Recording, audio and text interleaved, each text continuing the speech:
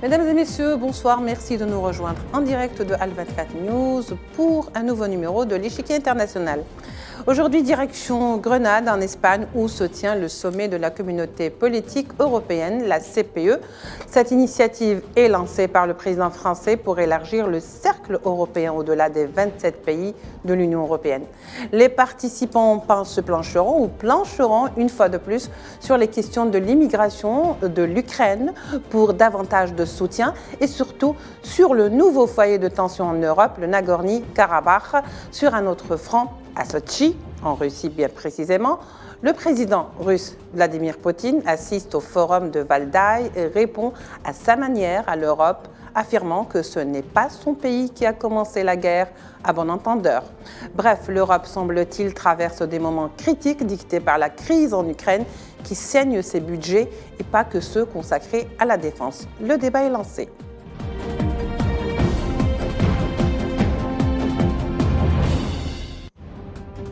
Alors, pour lancer le débat aujourd'hui, nous recevons avec beaucoup de plaisir nos deux invités. Pour commencer, Badis Nissa, en direct par Skype depuis Paris. Vous êtes analyste des questions politiques et internationales. Bonsoir et merci d'être avec nous. Bonsoir, c'est un plaisir. Et bien sûr, nous aurons dans un petit moment Gamal Abina qui sera avec nous effectivement, toujours donc depuis Paris, dans un petit instant, qui se joindra. Gamal Abina est avec nous. Bonsoir. Bonsoir Gamal. Bonsoir. Bonsoir et bienvenue. Merci de nous rejoindre donc en direct pour l'Échiquier international. Messieurs, donc l'Europe se réunit aujourd'hui à Grenade pour discuter de plusieurs questions, dont 3 dossiers très importants: l'immigration clandestine, le Nagorno-Karabakh, le Haut-Karabakh et bien entendu la question de l'Ukraine qui défraie les chroniques. Alors, l'Europe, une fois de plus, réunie au chevet de l'Ukraine, encore l'Ukraine, l'Espagne qui accueille donc un sommet européen et des représentants de l'OTAN pour examiner la question du soutien à l'Ukraine, entre autres, bien sûr, sujet brûlant. Combien de sommets faut-il à l'Europe, Badis Nissa, pour que l'Occident contente l'Ukraine? Écoutez, tout d'abord, il faut rappeler que cette CPE, donc la communauté européenne, politique européenne, est une structure informelle. Donc effectivement, c'est une caisse de résonance on va dire, plus élargie, qui permet peut-être une attitude de négociation un peu plus large, ou peut-être aussi une antichambre pour pouvoir, avant même, comme pour la politique de l'immigration, en tout cas la nouvelle réforme que les ambassadeurs de l'Union européenne ont plus ou moins convergé, permettra peut-être de la mettre à l'épreuve. Mais toujours est-il, oui, effectivement, vous l'avez rappelé que sur l'agenda, il y a ces dossiers brûlants, donc notamment aussi, faut-il rappeler la question des Balkans, à savoir entre le Kosovo et la Serbie, où il y a effectivement des conflits. Les Balkans occidentaux, en l'occurrence, en règle générale, avec plus de 29 nationalités, quand on sait que c'est une région qui connaît justement des conflits qui ont pour origine justement ces divergences de nationalité. Donc, mais une chose est sûre, le thème, en tout cas, ou les objectifs de ce sommet étaient sur 3 axes, à savoir la résilience, beaucoup plus de résilience, beaucoup plus de prospérité, notamment de l'Union européenne, mais surtout aussi un axe beaucoup plus géostratégique pour faire de l'Union européenne un acteur beaucoup plus géopolitique, notamment en matière de médiation, puisqu'il s'est déjà proposé pour la question justement de l'Arménie et du Haut-Karabakh avec l'Azerbaïdjan. Me semble-t-il que aux dernières nouvelles, vraisemblablement, en tout cas, le président arménien a signé un accord, justement, en tout cas, sur la superficie qui engloberait peut-être le Haut-Karabakh. Reste à confirmer, c'est des sources que je reçois au fil de l'eau. Mais en tout cas, voilà, c'est que, pour résumer aujourd'hui, l'Union européenne est à l'épreuve d'elle-même, en tout cas de sa composante, puisqu'on parle de 27 États. Puis peut-être aussi, à terme, à la demande d'Emmanuel Macron, peut-être un élargissement stratégique. On pourra en parler par la suite à travers ces Balkans occidentaux. Justement, le but de cette rencontre ou de ce sommet, c'est d'élargir un petit peu, si vous voulez, le cercle même européen, en plus des 27 qui existent déjà. Gamal Abina, alors tous les sommets il n'y a pas un sommet qui s'est fait, européen, qui soit économique, d'ordre politique, les G20, le G7, qui ne parle pas de l'Ukraine et qui ne parle pas justement de l'aide supplémentaire à l'Ukraine. Alors combien faut-il de sommets justement pour pouvoir aider cette Ukraine, d'autant plus que tout le monde parle de l'aide militaire et dans le sillage, on a complètement oublié qu'il existe la voie du dialogue, on ne parle plus de dialogue en Ukraine. La problématique de ces sommets qui se succèdent, c'est qu'ils veulent valider une position qui n'est pas européenne, en réalité c'est une position américaine, de soutien indéfectible à l'Ukraine. Alors évidemment, l'Europe dit que pour la première fois depuis la Seconde Guerre mondiale, il y a une guerre en Europe, ce qui n'est pas tout à fait vrai puisqu'ils ont oublié la Yougoslavie. Et surtout, cette position très offensive n'ouvre pas la possibilité à des dialogues puisqu'effectivement, l'alimentation de la guerre par l'argent, par des armes de seconde main, je le rappelle tout de même, hein, c'est pas non plus le top du top de la technologie, qui sont envoyés à l'Ukraine, alimentent une guerre qui continue à coûter beaucoup de vies inutiles, alors que on aurait pu, si l'Europe était cohérente et si l'OSCE avait fait son travail, immédiatement revenir à la table de négociation sur la question de ces fameux accords de Minsk qui avaient été paraphés par les Européens, faut pas l'oublier. Donc aujourd'hui, ils sont dans une politique un petit peu de 20 ans guerre, malheureusement, une politique jusqu'au boutiste, dans l'espoir, un vain espoir que la Russie recule ou qu'elle s'effondre. Alors sur un plan économique, c'est un échec, on le sait déjà, mais sur un plan politique, la Russie ne reculera pas pour deux raisons. Parce qu'il y a un bras de fer qui va jusqu'au bout de son terme, à savoir que c'est une question de principe et d'honneur pour les Russes, et du côté européen, c'est à peu près la même idée, et surtout parce que le redéploiement de la Russie sur ses frontières fait peur à l'Europe, c'est vrai, mais pas seulement, garantit un retour d'un nouvel empire russe qui est en train de se mettre en place. Donc tous ces éléments font que personne ne veut entendre parler de négociations ni de paix. On ne consulte pas les peuples, il faut le rappeler tout de même, c'est intéressant de voir qu'il n'y a pas de sondage sur ces questions-là. Aucun peuple européen n'a été interrogé là-dessus depuis 1 an et demi, enfin 1 an maintenant. Et surtout, on se rend bien compte que le fait de faire durer la guerre pousse certains intérêts privés, je parle de l'industrie militaire particulièrement, à effectivement essayer de relancer la mécanique de la machine industrielle militaire qui a été grippée depuis 30 ans. Donc aujourd'hui, la question qui se pose, c'est est-ce que ce sommet supplémentaire, qui fait que valider finalement une position beaucoup plus, d'ailleurs 20 ans de guerre maintenant que les États-Unis qui commencent à reculer sur ces questions, est-ce que ce sommet va aboutir à quelque chose? La réponse est simple, c'est non. Pourquoi?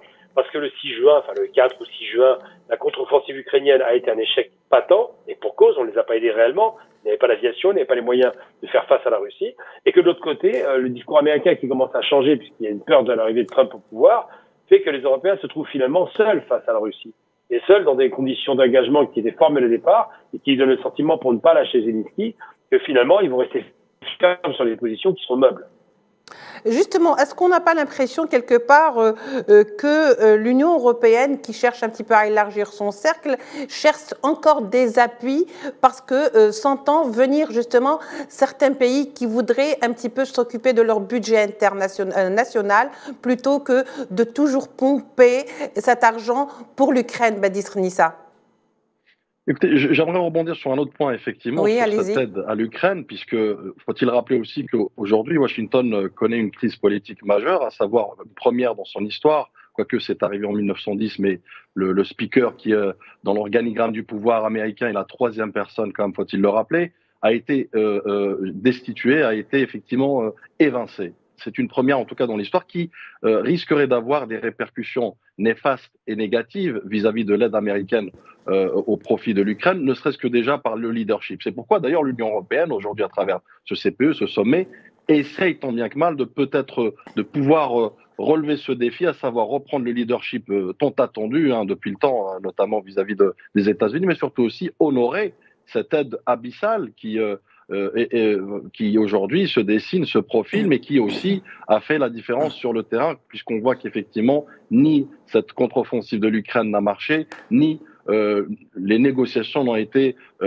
amorcées non plus. Donc oui, j'ai envie de vous dire, c'est le nerf de la guerre aujourd'hui, c'est ce dossier ukrainien avec cette guerre longue et surtout cette lassitude de certains pays. Nous commençons à déceler certaines divergences. En Pologne, oui. Absolument, puisqu'il y a eu ce nouveau gouvernement qui a émergé, qui effectivement a tout de suite donné le là en s'opposant à toute aide au profit de l'Ukraine, que beaucoup de pays d'ailleurs aujourd'hui, au sein même de l'Union européenne, à petite voix, trouvent que c'est une aide aveugle, un soutien irrationnelle parfois même, vis-à-vis de l'intérêt de l'Union européenne, vis-à-vis aussi de l'Europe dans sa globalité, vis-à-vis d'autres pays comme la Turquie, d'ailleurs qui est absente aujourd'hui, faut-il le rappeler, à ce sommet, comme d'ailleurs le président de l'Azerbaïdjan.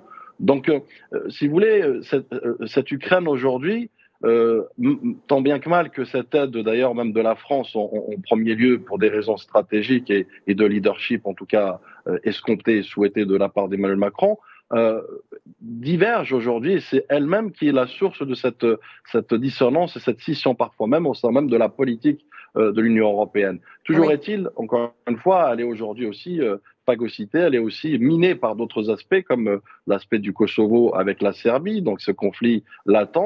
Il y a des dislocations. Aussi souligné, absolument, comme vous l'avez souligné également avec le Haut-Karabakh. Donc autant de défis pour une CPE naissante qui, à peine arrivée déjà, est confrontée à gérer des dossiers complexes et notamment surtout stratégiques et géostratégiques sur du long terme.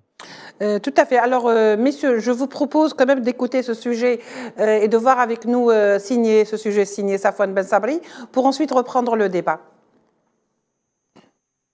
C'est à Grenade que se réunissent les pays membres de la communauté politique européenne, composée des 27 de l'Union européenne et leurs voisins, dont l'Azerbaïdjan, l'Ukraine, la Turquie, entre autres, pour un total de 47 pays. Plusieurs sujets de premier ordre seront à la table des matières pour ce sommet qui intervient dans un contexte européen et international sujet à des tensions multiples.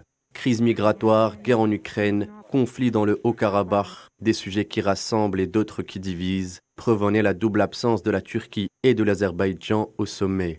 Ukraine, Arménie et Kosovo, 3 foyers de guerre aux portes de l'Europe qui viennent casser le mythe de l'îlot de paix européen. D'autant plus que ces 3 foyers se trouvent à des frontières civilisationnelles et menacent ainsi directement les intérêts européens. L'Ukraine concentre une bonne partie des préoccupations des leaders européens. L'aide allouée à Kiev pourrait être une victime collatérale de la guerre interne chez les républicains américains qui viennent de démettre le chef de la Chambre des représentants suite à un désaccord sur le financement de l'effort de guerre ukrainien. En cas de paralysie américaine, l'Europe pourra-t-elle prendre le relais? Rien n'est moins sûr. Actuellement, les 27 fournissent ensemble plus que les États-Unis, mais Washington reste le leader de l'Occident. Un changement de cap américain pourrait mettre l'Europe en mauvaise posture. D'autant plus que les 27 ont d'autres sujets de premier ordre. La question migratoire menace la stabilité européenne, alors que Lampedusa fait face à l'une des plus graves crises de son histoire.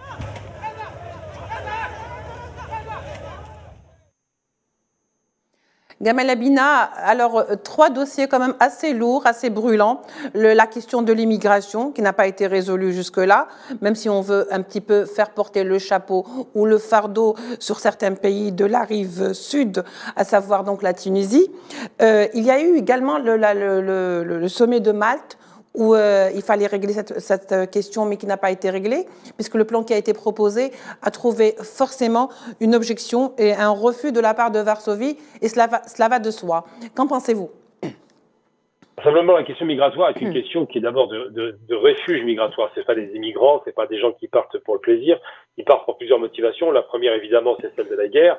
Des pays comme le Soudan ou d'autres pays sahéliens qui ont été confrontés à des mouvements djihadistes ou séparatistes. La seconde, c'est la question économique qu'on connaît parfaitement en Afrique, avec une dérive de certains États qui sont quasiment en faillite. Et puis la troisième, c'est la nouvelle question qui est de plus en plus posée avec acuité, la question effectivement des réfugiés climatiques, parce que les zones sahéliennes deviennent de plus en plus désertiques et que les gens se disent qu'il vaut mieux migrer, comme ça a toujours été le cas dans l'humanité d'ailleurs, plutôt que de rester dans les terres qui sont impossibles dans lesquelles on ne peut pas survivre parce qu'il n'y a pas les conditions réunies. Donc ces questions-là sont abordées de façon un peu légère parce qu'on parle beaucoup effectivement de réfugiés économiques, moins de réfugiés climatiques, encore moins de réfugiés de guerre, alors qu'il faut rappeler quand même que Sarkozy a fait la guerre en Libye et que ça a libéré au minimum 1 million de subsahariens qui avaient un travail en Libye stable et qui se retrouvent maintenant désœuvrés. Donc ça pour dire que ces questions migratoires, la forteresse Europe espère les déléguer à l'Afrique du Nord. Ils avaient la Libye qui faisait le travail dans un premier temps. Ils demandent à la Tunisie, qui est dans une situation économique extrêmement difficile, de faire ce même travail en la payant, ce qui a été refusé par Kais Saied. Ils demandent au Maroc en verrouillant au niveau de Ceuta Melilla, mais pas seulement, au niveau du détroit. Bref, ils veulent faire une police des frontières du Sud, moyennant finance, comme ils l'ont fait avec la Turquie, où ils ont, pour empêcher l'arrivée de 3 800 000 réfugiés syriens, payé 6 milliards de dollars. 6 milliards de dollars, vous imaginez le montant. Donc les Turcs, effectivement, se sont pleinement satisfaits de cet accord, mais maintenant veulent faire partir les Syriens à nouveau en Syrie. Et la question de l'Afrique du Nord, c'est qu'on n'est pas, c'est pas nécessairement d'ailleurs les subsahariens qui vont en Europe. Il y a aussi des gens qui, comme on dit, haraga, qui veulent partir, ça arrive. Et surtout parce que l'Afrique du Nord n'a pas les structures pour faire face à un afflux migratoire massif qui ira en direction de l'Europe. Évidemment, c'est un îlot, une forteresse qui fait rêver pour certains, un miroir aux alouettes pour d'autres, mais une chose est certaine, c'est que l'Europe se retrouve coincée à devoir ou payer ou bloquer. Et si elle bloque, eh ben, il y a une question humanitaire qui se pose, évidemment. On l'a vu avec Lampedusa, ou les bateaux qui ont coulé littéralement avec des centaines de morts. Et puis surtout, de se rappeler qu'il y a des milliers de morts par an, aujourd'hui, observés en Méditerranée. On n'a pas le chiffre exact. Mais effectivement, c'est pas quantifiable parce qu'on n'a pas personne pour faire les statistiques. Il y a beaucoup de morts et que ça devient un vrai problème, non seulement de morale humaine, et puis surtout un problème futur qui va s'aggraver. Si l'Afrique ne se développe pas, si on fixe pas les populations, il y aura un véritable afflux massif du sud vers le nord. Donc ces questions sont posées avec beaucoup d'acuité. Les réponses ne seront pas des réponses sécuritaires, on le sait très bien. Très bien. Badis Khanissa, alors ces conflits qui éclatent, le conflit par exemple du Nagorno-Karabakh aujourd'hui, c'était un vieux conflit qui aujourd'hui ressurgit et refait son apparition. C'est un petit peu l'Europe qui est rattrapée par sa mauvaise gestion dans le règlement de certains foyers de tension en Europe. Comme je l'avais dit auparavant, effectivement, l'Union européenne n'a que deux mots, l'Union que deux mots, donc que de concepts. En tout cas, aujourd'hui, ça a été démontré effectivement dans la gestion de plusieurs dossiers complexes, même des dossiers parfois simples, en matière de convergence de politique et de stratégie, notamment énergétique, nous l'avons vu. Et d'ailleurs, beaucoup de pays européens s'accourent vers des négociations en dessous de table et parfois officielles, parfois officieuses, parce que l'hiver, comme vous le savez, approche à grands pas et l'hiver sera rude, il sera certainement froid. Donc, il y a cette question énergétique, cette question alimentaire, cette question stratégique et notamment sécuritaire, tant par la gestion du flux migratoire, mais également la gestion sur l'aspect lutte antiterroriste, que ce soit sur le territoire européen ou en dehors de ses frontières. Mais toujours est-il, c'est une Union européenne qui essaye, en tout cas aujourd'hui peut-être par cette proposition d'élargissement d'Emmanuel Macron, que je rappelle au passage, avait fait volte-face, qui a connu un virage à 180 degrés, puisque en 2019, il répondait d'un non catégorique à une question sur cet élargissement, cette proposition d'adhésion des pays du Balkan occidentaux. Aujourd'hui, il revient, en tout cas depuis mai dernier à Bratislava, ou en Slovaquie, où il avait évoqué cette question d'adhésion stratégique, notamment par ces pays, parce que effectivement la question ukrainienne a imposé une nouvelle donne, à savoir proposer une espèce de OPA, donc une offre publique d'achat, une espèce d'adhésion accélérée ou d'adhésion en tout cas à contresens pour qu'ils puissent justement éviter par lassitude ou par dépit que ces pays même aillent vers la Russie ou vers la Chine même. Donc vous voyez bien qu'il y a aussi une volonté de vouloir créer un agenda stratégique pour répondre à des questions où il y a une divergence abyssale entre les pays européens. Donc autant de facteurs qui font qu'aujourd'hui, il y a une espèce d'approche pour repenser, pour remodeler, pour refonder même le modèle de gestion de l'Union européenne. Maintenant, je reviens un peu sur le flux migratoire, comme je l'ai évoqué, si vous me permettez. Dans un premier temps, les ambassadeurs sont réunis hier, les ambassadeurs de l'Union européenne, en tout cas, sont arrivés à une espèce de consensus sur cette réponse politique, entre parenthèses, sur la migration, notamment clandestine. Il faut rappeler que sur cette question, l'Union européenne s'extrémise davantage, puisque nous l'avons vu d'ailleurs par les outputs, en tout cas les conclusions qui ont été, qui seront adoptées certainement, puisqu'elle sera soumise au Parlement. Mais aujourd'hui, c'est une phase test à travers cette CPE pour pouvoir voir la véracité, la faisabilité, quand on sait qu'effectivement, elle s'extrémise, puisque nous avons constaté une espèce d'évolution négative, puisqu'il y a ce fameux pacte un pacte asile et migration, qui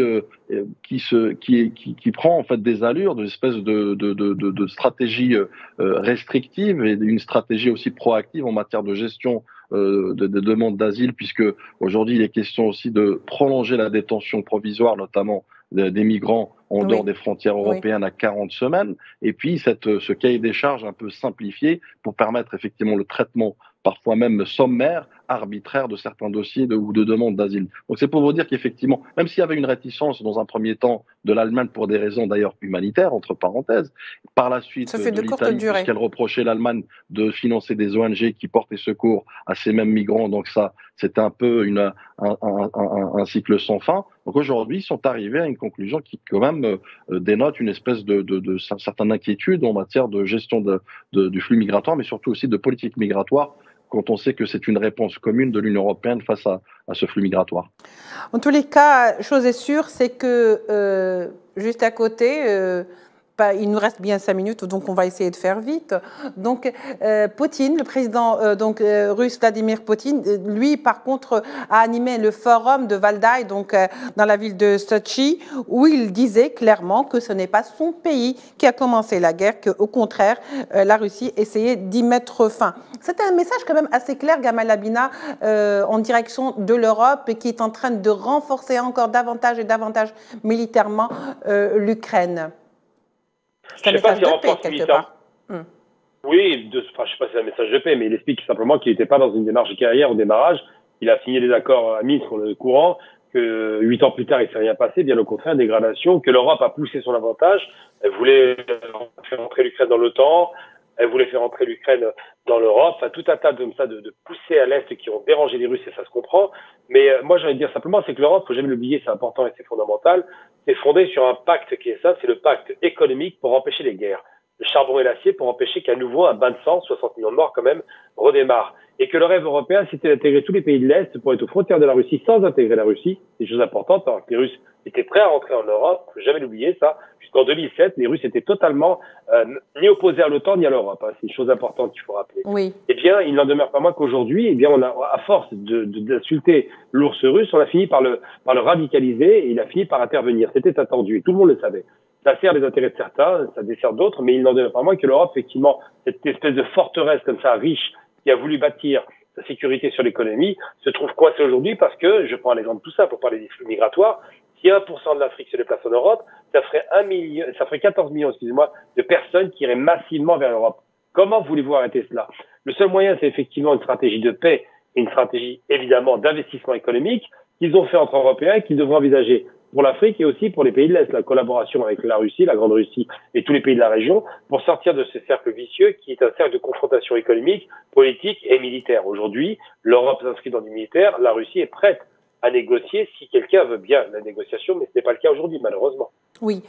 Juste pour conclure, Badis Nissa, est-ce qu'on peut dire que ce sommet européen apportera une valeur ajoutée? Est-ce qu'il y a un apport? Attends. Je ne pense pas, puisque encore une fois c'est du bis repetita, et puis surtout que les fondations elles-mêmes sont restées les mêmes, identiques en tout cas dans l'approche et dans la stratégie globale. Il faut revenir à un agenda stratégique inclusif, mais en dehors justement de cette stigmatisation de certains pays comme la Russie notamment, crier au loup tout le temps, finalement on finit par ne plus y croire, mais aussi parce que il faut rappeler que l'Union européenne aujourd'hui, je dirais, elle est dans une espèce de stratégie antinomique, à savoir, d'un côté, elle prône la paix et les règlements pacifiques des conflits, mais en même temps, elle alimente justement ces mêmes guerres par l'armement, par le soutien, notamment pour l'Ukraine, mais aussi récemment avec l'Arménie et la France. Donc, pour dire qu'il y a aussi cette problématique qui saute aux yeux et qui aujourd'hui pour laquelle personne n'est dupe, en tout cas ces pays et ces mêmes pays qui sont plus, je dirais, à même d'aller vers justement cette Russie qui, je rappelle, Poutine avait déclaré aujourd'hui, au même titre que justement par rapport à cette fameuse déclaration sur l'Ukraine qui lui reste une semaine à vivre si elle n'avait pas justement ce soutien aveugle de l'Union européenne, mais au même temps, il avait évoqué cette volonté à vouloir faire émerger un nouveau monde avec des nouvelles règles, avec un intérêt commun, collectif, respectueux, dans un espace de débat, un contexte favorable justement au débat, au dialogue entre les nations, pour qu'on puisse justement relever ces défis. Mais en même temps, l'Union européenne, comme je l'ai dit, elle est une espèce de flashback à un retour vers la logique justement des blocs et cette sphère d'influence qu'elle aimerait créer au détriment, aux dépens de d'autres pays, notamment comme la Russie et la Chine. D'ailleurs, dans le même ordre d'idée, le président russe Vladimir Poutine a déclaré depuis Sochi, Valdai, que justement l'Union européenne est en train de créer un nouveau rideau de fer avec la Russie. Peut-être allusion faite à cette guerre froide.